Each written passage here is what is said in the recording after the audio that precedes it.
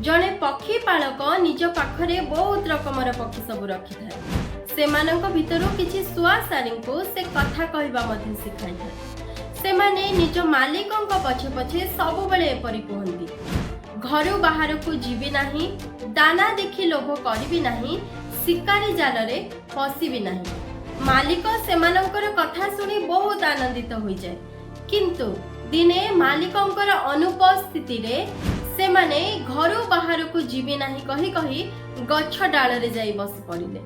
दाना देखि लोभ करिबी नाही कही कही गहम देखि ता पाखकु चली गले एवं शिकारी जाल रे फसिबी नाही कही कही दाना लोभरे जाल रे जाई फसी गले। जीवन रे केवल अभ्यास करिबा यथेष्ट नहे, किंतु अभ्यास करा जाइथिबा विषय को जीवन रे प्रयोग करिबा उचित अटे।